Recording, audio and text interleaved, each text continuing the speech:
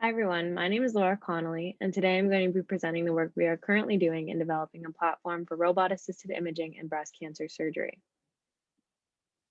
With this project, we are looking to address the shortcoming of a procedure called breast-conserving surgery.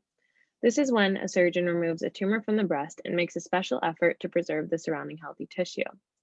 These procedures are considered unsuccessful whenever what's called a positive margin is found. This means that cancer cells are left on the tumor that's excised, and it implies that there's likely cancer left behind in the patient. Currently, about 40% of patients who undergo these procedures have to undergo repeat surgery to correct this. Luckily, though, new imaging tools are helping us solve this problem. There are about a handful of devices available that can be used to tell us whether or not tissue is cancerous or healthy before the patient even leaves the OR. So then the question becomes, how do we apply this technology to its full potential? One way to do this could be to scan the walls of the resection cavity, which is the space that's left in the breast after the tumor is removed, to identify if any residual cancer is left behind so we can remove it. To do this by hand, as you can imagine, would be incredibly difficult, not only because the resection cavity is highly deformable, but also because we need some way of keeping track of where the cancer was found. This is where we can introduce robotics, and more specifically, cooperative robotics, which means that the surgeon is working alongside the robot. And this is where our low-cost, open-source proof of concept system comes in. So to start, we're using a diffuse reflective spectrometer in place of one of these tissue imaging devices. This spectrometer can essentially tell us the difference between black and white.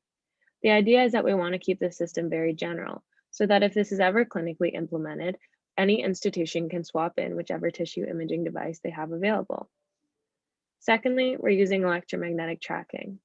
This is because of its previously demonstrated success in breast cancer surgery. And with that, we've designed a retractor that can be used to not only prop open the cavity so that we can facilitate this scanning, but it also serves as our soft tissue reference for the EM tracking scheme. Finally, the bulk of the work that I've been doing is incorporating an inexpensive haptic device with the open source medical imaging platform 3D Slicer to enable cooperative control as well as 3D rendering. Essentially, what we provide the surgeon with is coupled electromagnetic and robotic tracking with imaging feedback.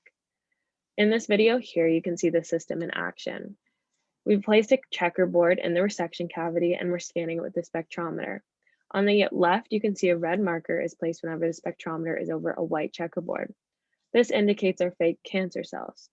Essentially, what we're giving the surgeon is a roadmap of where these cancer cells are found, as well as the tools they need with the cooperative control of the robot to get back to that location and remove it. This way, they can be confident that their first cut is their last. Thank you.